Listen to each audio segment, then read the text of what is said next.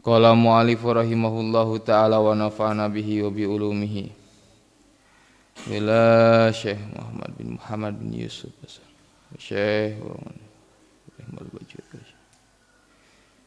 wa ila arwah fi mahadal radhiyallahu ta'ala anhum wa nafa'ana bihi wa bi ulumihim. Al-Fatihah. A'udzu billahi minasyaitonir rajim. Bismillahirrahmanirrahim. Alhamdulillahi rabbil alamin arrahmanir rahim maliki yaumiddin. Iyyaka na'budu wa iyyaka nasta'in. Ihdinas siratal mustaqim. Siratal ladzina an'amta 'alaihim ghairil maghdubi 'alaihim waladdallin. Bismillahirrahmanirrahim. Kamari teh neme patokannya. Terus kamari teh neme patokan? Nya. Nu di anu tos di logat teh neme patokan.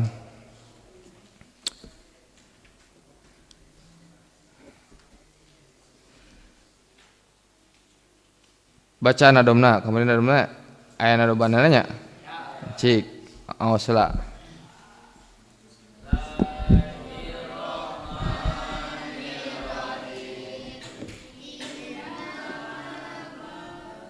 Inna mabadi kulli fanin asyarah al-hadu wal maudu thumma thamrah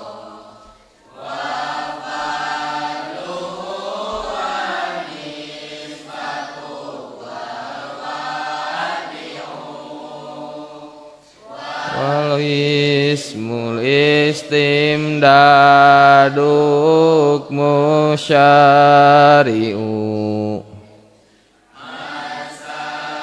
ilu al badu bil badik tafa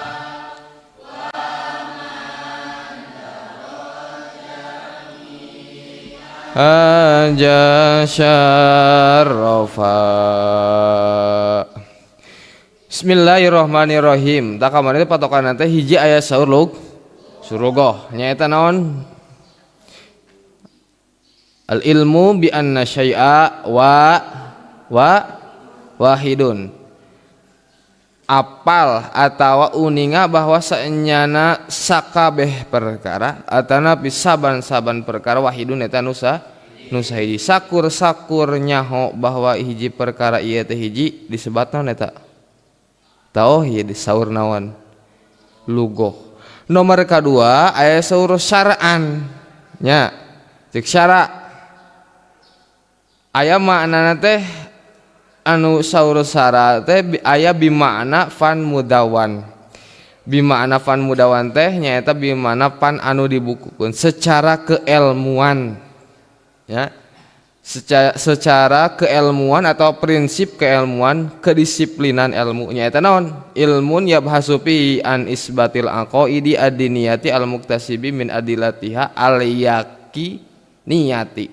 Hiji ilmu anu mana dina eta ilmu teh ngabahas netepkeun kayakinan patekadan anu bangsa naon? Agama. Patekadan dina beragama urang teh kudu boga naon? Keyakinan. Tah eusina keyakinan eta teh tina dalil anu yakin, dalil anu pasti, dalil anu qot'i itu. Nomor kadua aya bigoiri makna fan mudawan nyaeta pengaplikasian ketika urang sabada ngaji kana naon? Kana ilmu tauhid. Atau cek syar'i ieu mah. Cek syara'nya eta naon? Ifradul ma'bud. Berarti pengaplikasian dina sabada urang naon? Dina sabada urang geus ngaji kana ilmu tauhid, maka bakal paham ibadah teh kudu ka saha? Paham teu? Ibadah teh kudu ka zat anu teu aya duana, zat nu teu aya tiluna atau opatna atau lima. Nah itu paham teu? Jadi pengaplikasian atau buah tina urang naon paham kana ilmu. Nah, berarti ketika orang paham berarti eueuh di pangeran wajib diibadan ibadah Gusti. Berarti ibadah teh wungkul ka saha? Berarti teh naon? Ifradul ma. Nah, ifradul maut sarta ma'a i'tiqadi wahdaniyatihi datan wa sifatan wa af'alan. Sarta nekadekeun bahwa Allah teh atawa pangeran teh nu diibadahan teh sahiji dina zat, sahiji dina pirang-pirang sifat, sahiji dina pirang-pirang pada melan gitu. Wa maudu'uhu eta nya urang tamatkeun ya mabadena gapi ada. Wa maudu'uhu sareng ari sasaranana ilmu tauhid. Ayat aya. Ayat halaman 8. Nu kamari dinu ieu. Aya. Tah. Wa maudu'uhu sareng ari sasaranana ilmu tauhid. Zatullahi eta hiji zat Allah. Wa dzatu rusulihi macana rusulihi zat pirang-pirang rasulna Allah.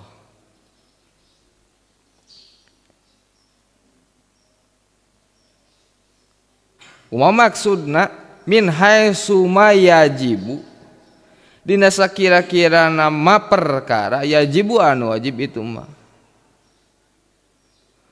Wa masareng perkara yastahilu anu mustahil itu mah. Wa masareng perkara yajuzu anu wenang itu mah.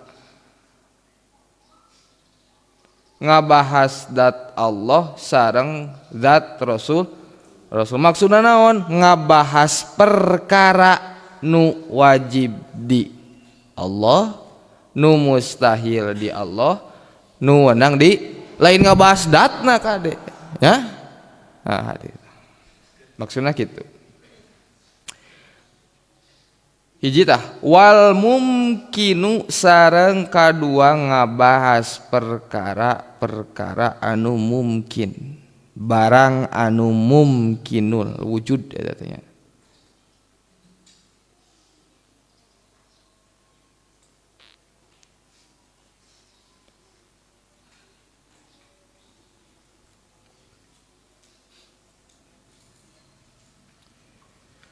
Min haitsu innahu dina sakira-kira sanyana itu mungkin.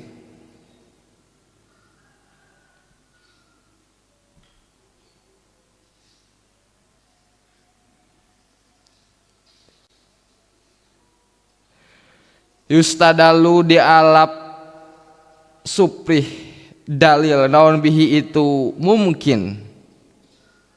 Dialap suprih dalil naon bihi itu al mumkin ala wujudi sonihi kana ayana nu ngadamelna itu mungkin.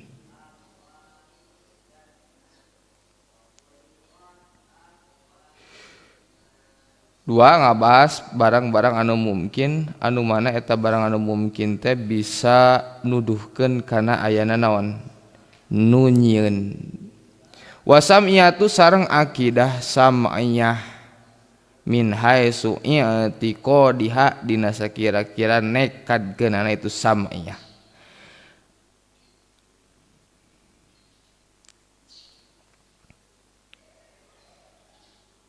Naon sam'iyah teh? Naon sam'iyah teh?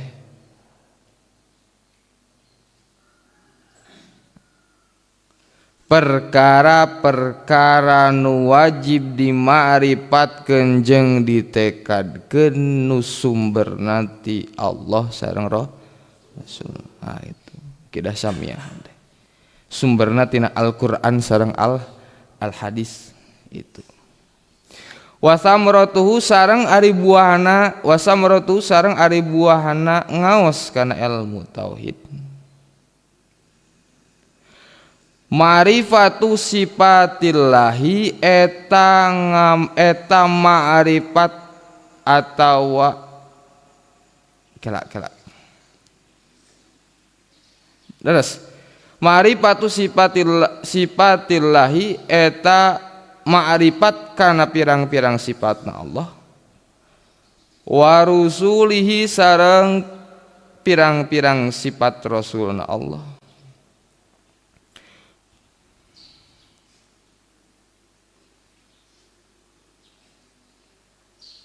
Bil barahini kalawan pirang-pirang dalil al-qat'iyati anu bangsa qat'i pasti atuh qat'i teh nya nyata. Wal fauzu sareng kabagjaan atau wal fauzu sareng ngarawat kemenangan bisa dati kalawan kabagjaan al abadiyati anu lestari. Buahna ketika orang ayeuna ngaos kana ilmu tauhid nyaeta ma'rifat kana sifat-sifat Allah, ma'rifat kana sifat-sifat rasulna Allah, kalawan make dalil, kalawan dibarengan sareng dalil-dalil anu qat'i. Nomor kadua buahna teh naon? Nomor kadua buahna teh wal fauzu nyaeta bakal menangkeun atawa bakal bahagia, bakal ayeuna naonnya menang. Faza yafuzu fauzan dina eta teh dina lapan faza bagja bisa adati kalawan kabagjaan gitulah al abadi wa fadluhu sareng kautamaanna ilmu tauhid. Wa fadluhu sareng ari kautamaanna ilmu tauhid eta anahu sanyana itu ilmu eta asroful ulumi pangmulya-mulyana ilmu. Dina sekian pirang-pirang ilmu ieu keutamaan ngabahas keutamaan ilmu tauhid. Dina sekian ilmunya eta ilmu anu pangmulya-mulyana teh ilmu naon? Naon pangna kitu? Likaunihi karena sanya likauni karena kabuktianana itu ilmu tauhid maksana.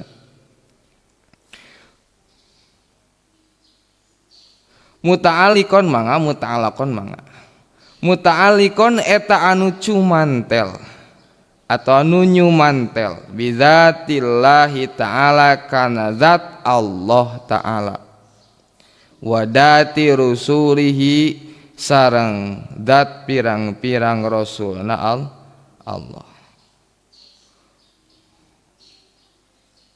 wa masareng perkara ya tabi'u ittaba ayat tabi'u anu anut itu mazalika kana itu dalika kana itu zatullah wa datur rasul. Wal muta'aliku sarang arinu cumantel anu nyumantel bikasri lami kalawan dikasroh keunana lam berarti anu cumantel. Yasropu eta bakal mulia bisyarofil muta'allaki. Tah itu kumulyana anu dicumantelan bifathiha kalawan dipatahkeun lamna aya muta'allik aya muta'allak mun muta'allik nu nyantel muta'allak nu dicantelan nu dicantelan anu nyumantel pangna ayeuna ilmu tauhid asyraful ulum sabab nyumantel kana nu pangmulyana saha Allah nu kadua saha Rasulullah sedengkeun al muta'allik yasropu bisyaropil muta'alak. Keren bahasa ya. Anu cumantel eta bakal mulya, nu cumantel eta kabawa mulya ku nyumantelna kana perkara nu mul. Nah itu ayeuna urang contohna urang ayeuna urang teh bodoh, contohna teh nya urang teh bodoh itu sim kuring urang di dieu teh sim kuring bodoh contohna teh heg milu ka anjeun nu pararinter urang teh kabawa naon dianggap ku batur teh kacanak naon tah kitu matak sing resep babarengan sareng nu pinter, bukan berarti urang ulah babarengan jeung nu bod gitu. Ayeuna lamun teh mah urang ayeuna jadi presiden tah nyuman teh ke presiden sanajan urang teh naon bakal jadi naon bakal jadi mulia nah jadi presiden moal maksudna darajatna bakal naon bakal naik darajat nanti gitu kan. Lamun teh mah ayeuna babarengan sareng tukang lauk bakal bau lauk, lamun babarengan jeung tukang tomat bakal bau tomat tah kitu. Muta'alik kumaha muta'alak paham teu jadi nu nginyilu eta mah gitu. Matak ayeuna pangna ayeuna ilmu tauhid pangmulya-mulyana teh karna naon nu dibahasna sifat-sifat nu aya di dat anu mul hiji Allah dua ngartos teraskeun bilih henteu ngartos diuihan deui daripada mangmang ayeuna balik ngaji teh nya daripada mangmang gitu. Wa nisbatuhu sareng ari hubunganana itu ilmu tauhid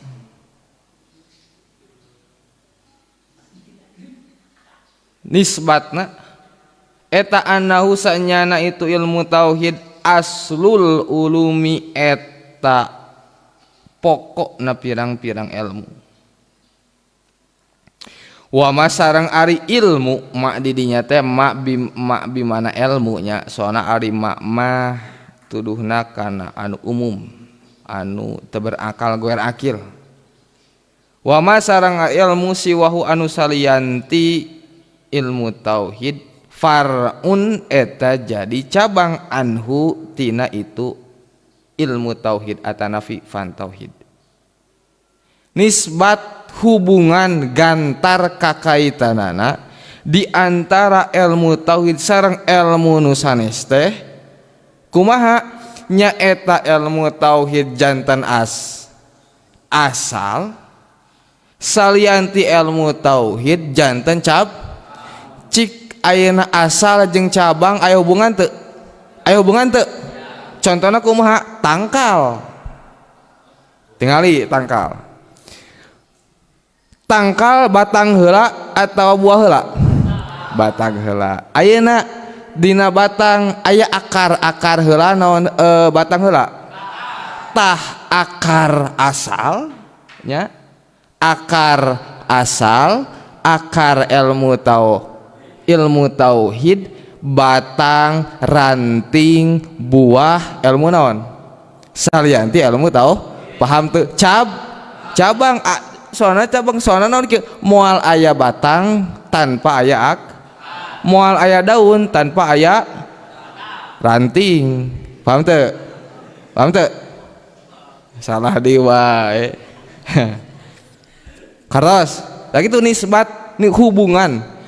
Tengah hubungkan akar batang moal aya ayeuna tangkal nu jadi batang na hungkul pasti aya naon aya akar paham teu moal aya buah ngalayang kieu tah buah jeruk ngalayang moal mungkin moal aya pasti nempel dina naon tah buah parun rantingna naon asal tuluy di ranting jadi parun pikeun batang jadi parun pikeun naon akar geus akar aya di teu aya Beda deui eta mah tempat eta mah. Nah itu paham teu? Jadi seperti tangkal we ngailustrasikeunana. Teras wawadi sareng ari nu merenahkeunana itu ilmu tauhid. Saha atuh anu merenahkeunana ilmu tauhid teh? Wadona pamerenahanana saha? Abul Hasani tegesna Abul Hasan Al-Asy'ari. Hiji Abu Hasan Al-Asy'ari wa mutabi'uhu sarang anu anut ka Abu Hasan Al-Asy'ari murid-muridna. Wa Abu Mansur Al-Maturidi sareng Abu Mansur Al-Maturidi. Wa mutabi'uhu sareng anu anut ka Abu Mansur Al-Maturidi. Nami aslina teh nyaeta Abu Mansur Al-Maturidi teh kala Abu Mansur Muhammad bin Mahmud Al-Maturidi As-Samarqandi, orang Samarkand. Samarkand teh pami aya nama Uzbekistan. Nah, hiji nu merenahkeun teh Abu Hasan Al-Asy'ari. Urang bertauhid kudu nuturkeun ka Imam Abu Hasan Al-Asy'ari atanapi ka Abu Mansur teu meunang kasalean ti eta. Paham teu? Abu Hasan Al-Asy'ari lahirna tahun 260 Hijriah, wafatna 324 Hijriah, yuswana kirang langkung 64 tahun. Lahir di mana? Di Baghdad. Di Baghdadnya. Lahir di Baghdad saatos Imam Asy-Syafi'i wafat 55 tahun. Jadi Imam Syafi'i wafat 55 tahun, namanya lahir saha? Abu Hasan Al-Asy'ari itu. Pami Abu Mansur Al-Maturidi lahirna aya tadi dituliskeun, dicatat ya.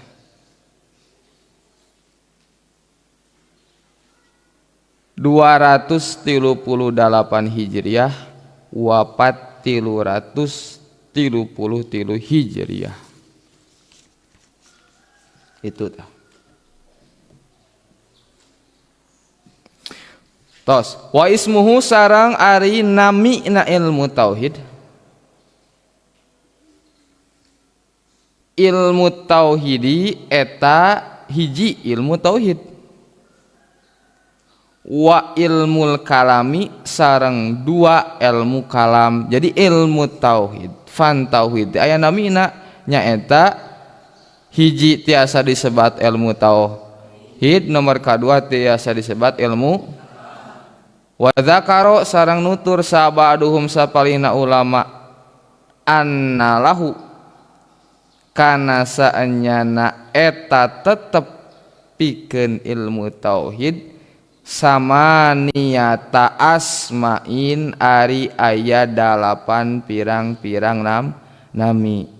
Bahkan saur ba'duhumah seueur namina teh nya di antawisna sabariji aya 8 ilmu tauhid, ilmu kalam, ilmu usuluddin, ilmu aqaidul iman, ilmu haqaiq, ilmu aqaid, ilmu uluhi, ilmu ma'rifat.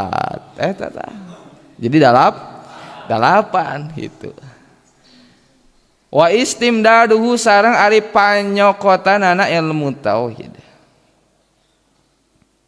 Di mana atuh panyandakanana ilmu tauhid teh?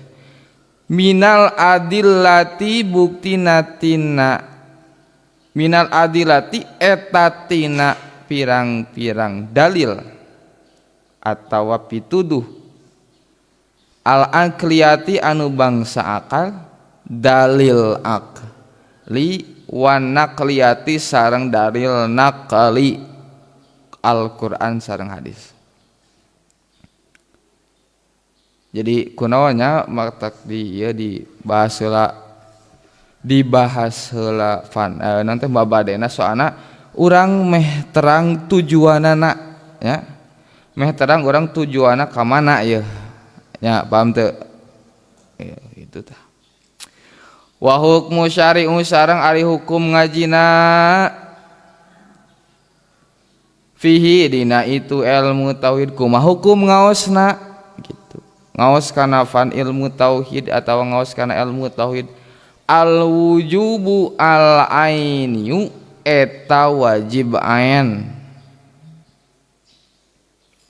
ala kulli mukallafin kasaban-saban jalma mukallaf min zakarin buktina ti lalaki wa unsa sareng ti istri min zakarin ti pamegat wa unsa sareng ti istri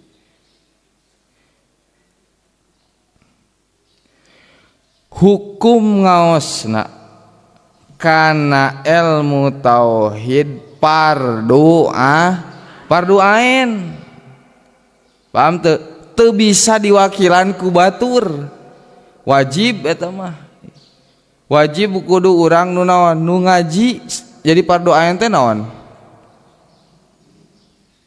wahwa fardu ain naon aya fardu kifai aya fardu kifayah aya fardu kifayah naon patokanana wahwa sakotol haraju an fi'lil baki maksudna kumaha artina bebas rag-ragdos ku sabab dipidamel kunu sejen ta eta fardu naon kifayah nu kadua aya fardu ain naon la yaskutul haraju an filil baki teu bebas dosa ku pedah ayeuna aya batur nu midam maksudna eta kaper orang teu bisa orang tahu hukum naoskan ilmu tauhid naon fardu karena masalah iktikad atau patekadan urang dina beragama kudu bener patekadanna paham teu supaya henteu naon teu sasar maka ngaji na fardu ain gitu matak bahaya lamun teh mah tengah ngaji karena ilmu naon itu bahaya itu wa terakhir wa masailuhu sareng ari pirang-pirang masalahna ilmu tauhid naon atuh nu rek dibahas permasalahanana dina fan ilmu tauhid naon qadayahu eta pirang-pirang qadiyah ari qadiyah teh nyaeta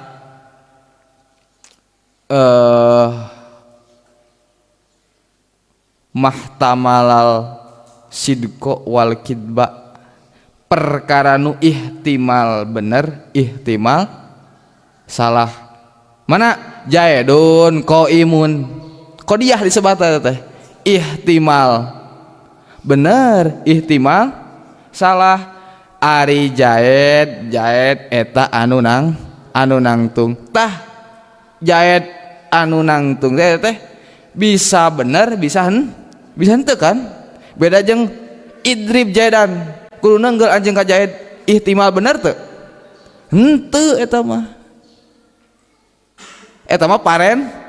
parentah eta mah ai parentah mah teu ihtimal bener jeung salah lamun jaedun qaimun ihtimal bener jeung antara bener bahasa eta teh bahasa jaed nangtung teh antara eta teh bener jaed nangtung nomor kadua bahasa jaedun qaimun teh antara teu bener jaed henteu nang gitu antara bener bahasa eta teh paham teu maksudna tah eta qadiyah sebatna statement mencek urang mah bahasa ieu mah al-bahisu anu ngabahas al-bahisatu anu ngabahas anil wajibati tina pirang-pirang anu wajib